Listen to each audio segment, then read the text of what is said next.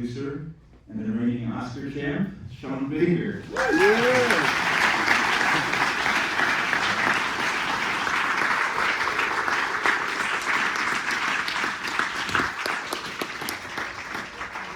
The wonderful young actress, Nina Yee.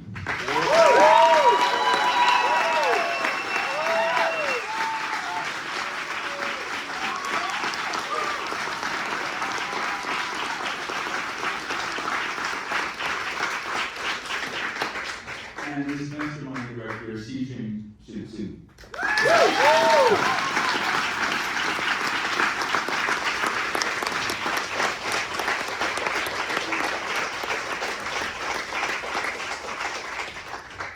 Thank you all for being here. Congratulations on the movie. It's been shortlisted, we should mention, for the Oscars. That's wonderful.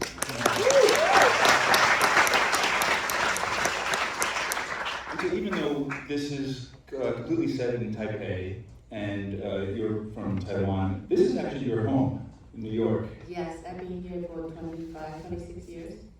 Wonderful. I mean, it must be nice to be back here to present the film with an audience here, and to know that this is, in a way, your home base, and where an audience like this can enjoy a film from half a world away. Yes, definitely. I still remember the 2003 when we made Take Out in New York. That was my very first film I wrote down and co-directed with Sean. So really, really happy to be back to New York and present my second feature. And the 35mm print. Yeah. We're jealous because we haven't seen a frame of it yet. Very good. So actually, you mentioned Takeout, but even a few years before that was The New School. Right. And in a way, where you and Sean met in an editing class, was it? And that, all the way to 25 years ago, maybe it was, ago, that actually is where the origins of this film are.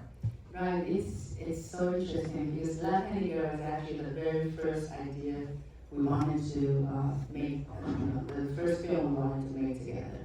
But just because of the timing, at the time, Asian cinema wasn't really popular, and also people didn't really like to watch movies with subtitles.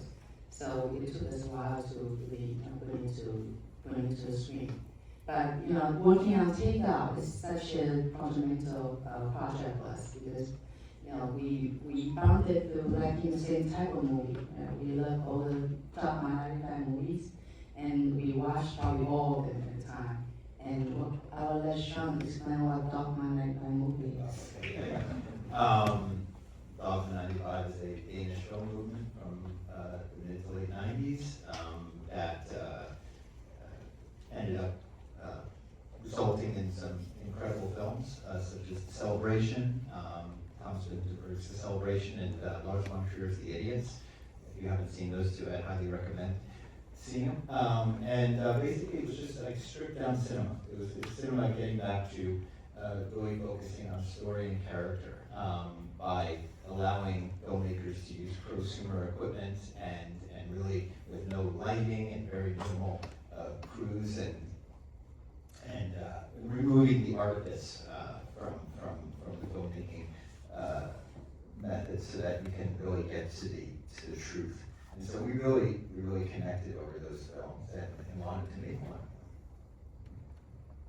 Another movie that is not one of the Dogma films, but that I thought of while watching this, well, I thought of a lot of the films of Mike Leigh. Yes. Especially Secrets and Lies, and this has a revelation at the end that is somewhat similar to that film. But the important thing about a Mike Leigh movie are the performances and the actors.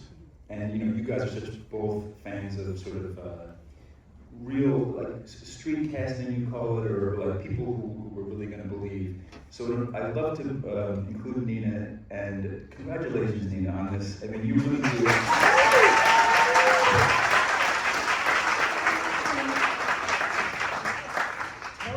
Tell us about the first time when you were introduced to your director, and the first conversation that you had, which might not even have been about the movie, but just about what you're eating or what your hobbies are.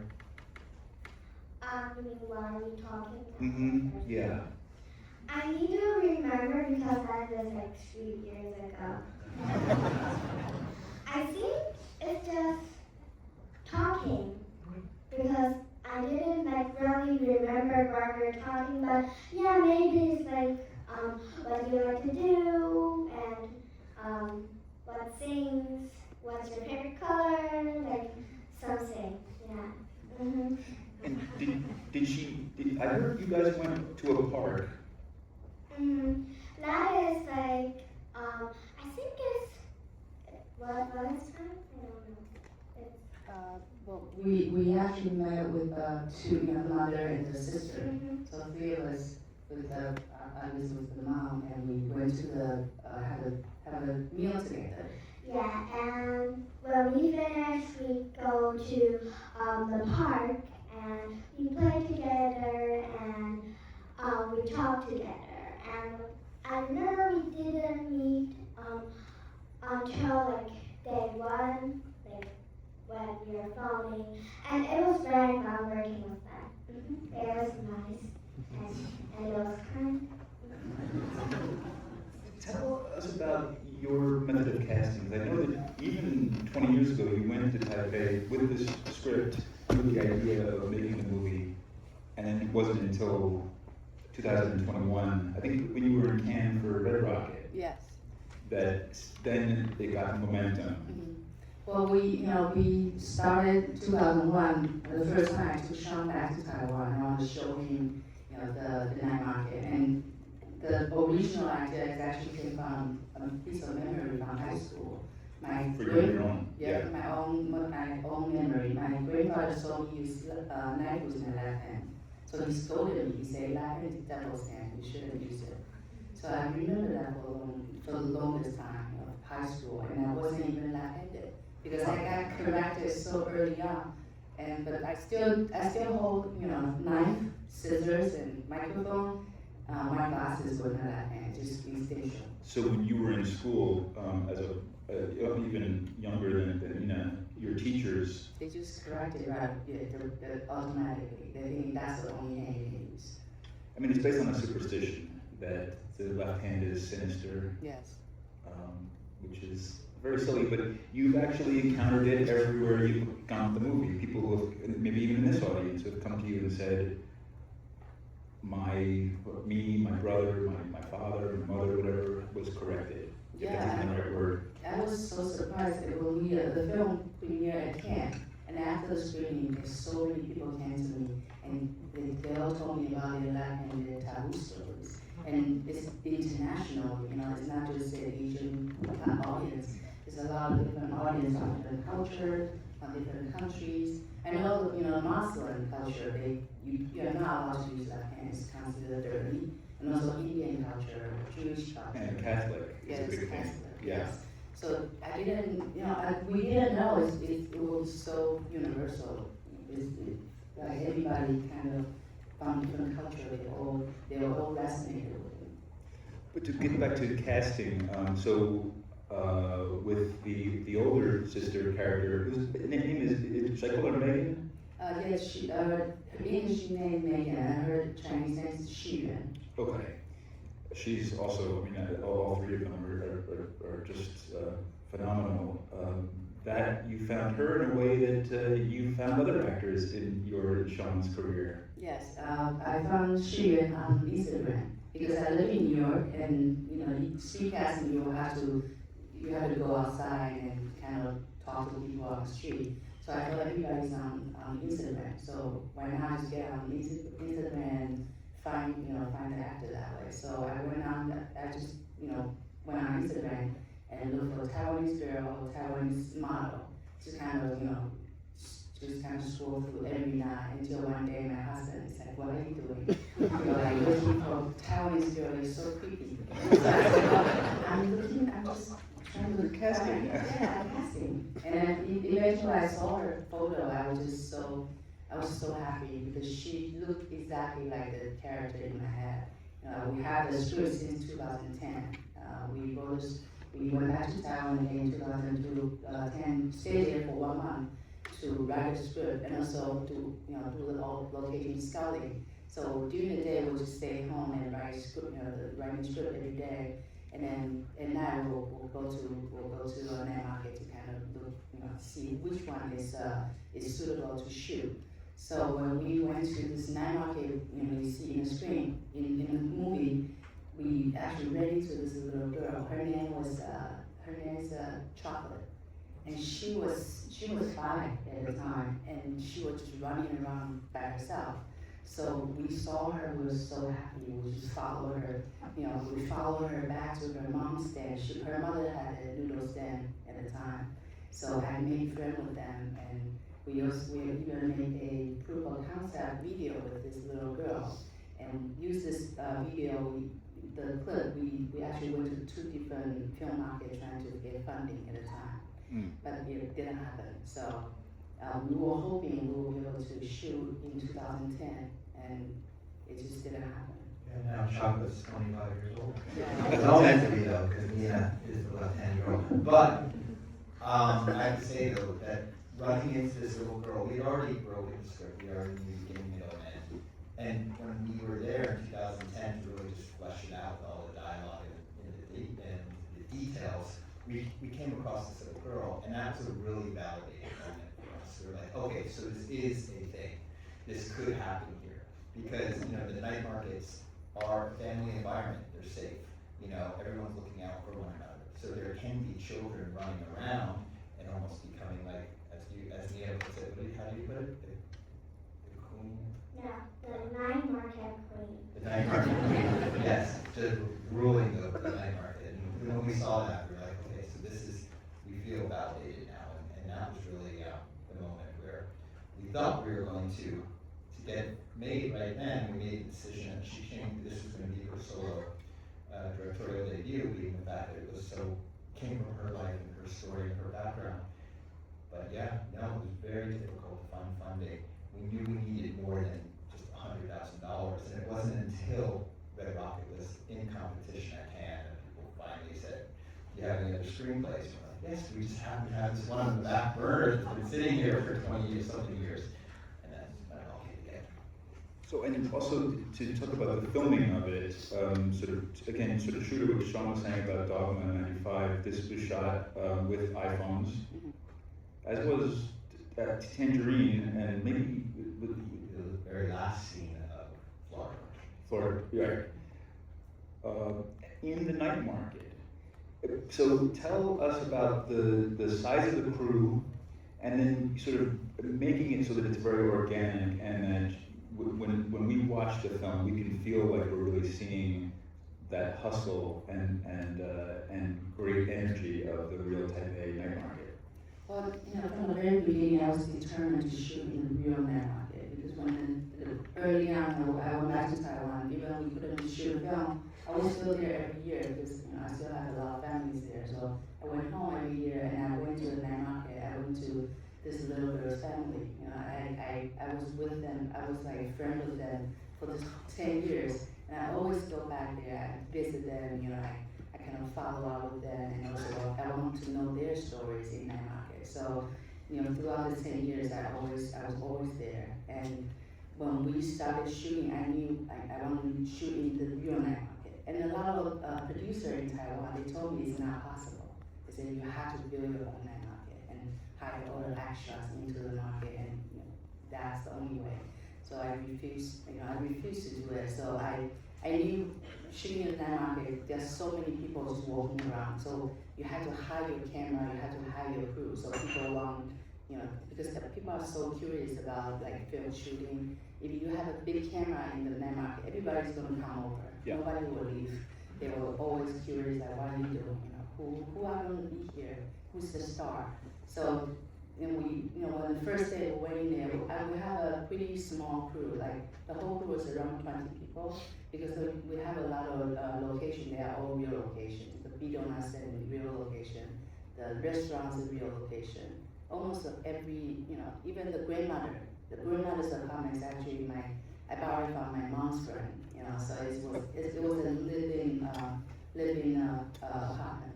So we have 20 people, and the first day in the night market, so 20 people set up little stand and go across the street and wait And immediately, people all came out because they saw the film crew, 20 people there. Said, okay, so y'all shooting something. So immediately, everybody take out their iPhone, start shooting the film.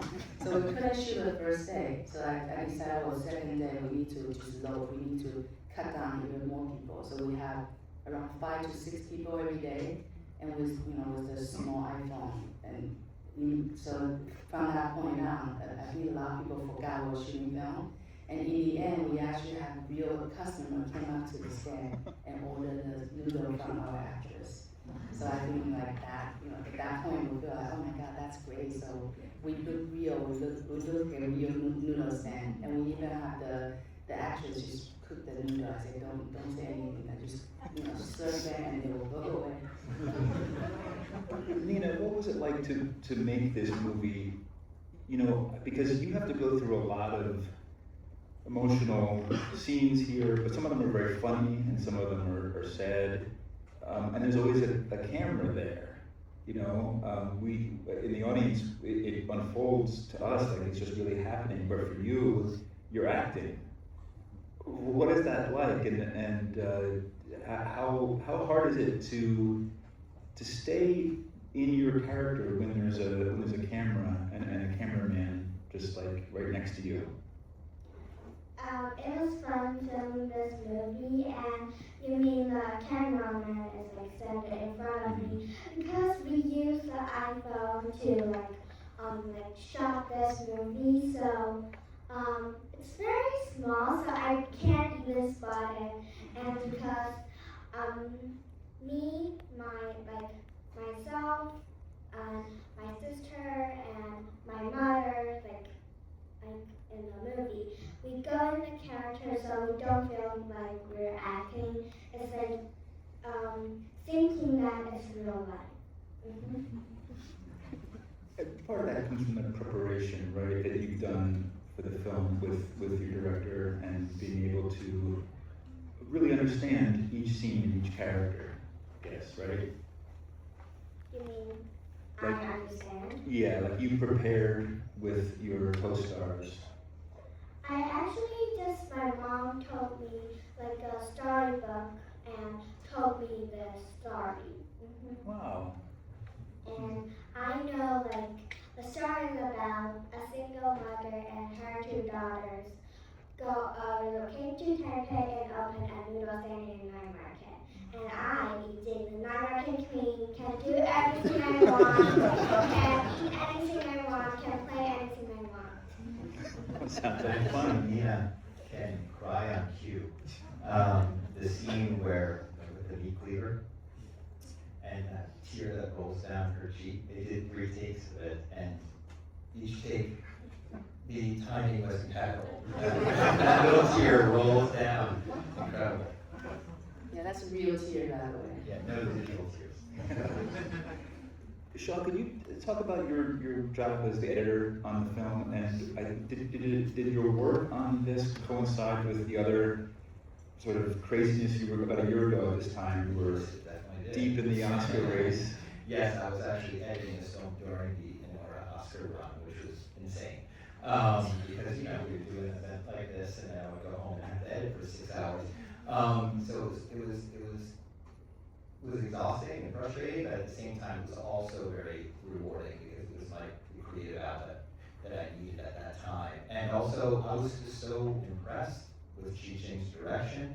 I loved the performances. To be able to, I always say that like, there weren't bad takes. There were just levels of great takes. So and the energy that Shih-Ching caught with her cinematographer, Ho Chin Chen, every shot seemed to have a really wonderful energy. And I was just finding the flow of this, and just being able to really just harness that energy and figure out how to find our narrative in it. And it was a real honor. Shih-Ching, I want to finish by talking about the fact that this is the selection from Taipei for the Best International Film. They haven't had a film nominated since Crouching Tiger, Hidden Dragon. That's 25 Yes. 25 years ago, and a much different movie than this one. I mean, I love Crouching Tiger, but I love this because this is about the working class, 3 women. How special is that this was selected by a committee of some sort, that a movie like this, by you're a filmmaker, but this is only your your solo debut as a director. That this must be a great honor to be selected. Yeah, well, I think it was August, that was the time they picked out the film. So we were really, really nervous because we didn't know, of course, it's my first film. And on top of that, it took 25 years to make, and then also the subject matter. So I was really nervous. We didn't know who's gonna hit. So when we found out, I was like really, really happy and really feel very honored because it's not easy to, they also have a lot of good Taiwanese cinemas, and they picked this film, for a director never made a movie in Taiwan before. So it was really, I feel really honored. I think they recognize that. I think they recognize that this is Shih-Ching's love letter to Taiwan and Taipei, and it shows. Like there's that heart and there's that love there. And I think that the committee, whoever they are, recognize that. Yeah, and definitely, when I went home to make this movie, I just rediscovered all the beauties in Taiwan, because I don't live there anymore. So every time I go back there, I see everything about Taiwan just made me feel like so refreshing, because I don't live there. So when I see little different things, I feel like, oh my God, this is Taiwan. I want to put this in my film. So you can see it, you can hear, even the garbage truck, that very specific music. I think I got so many people talk about that. They say, oh, when you hear that music, we know this is Taiwan. So that, little thing like that. I just feel like this is it's basically, I rediscovered all the beauties in Taiwan, and it feels really wonderful. That's very well said, and it comes across for sure. And before we finish, I just wanted to, sort of in the spirit of Sean's Oscar speeches from last year, I just wanted to acknowledge the audience and say thank you, everybody. You could have stayed at home and watched it, but you came here to watch it, and that really means a lot to all of us. It certainly does. Thank you, guys. Thank you very much. And congratulations, you guys, on this.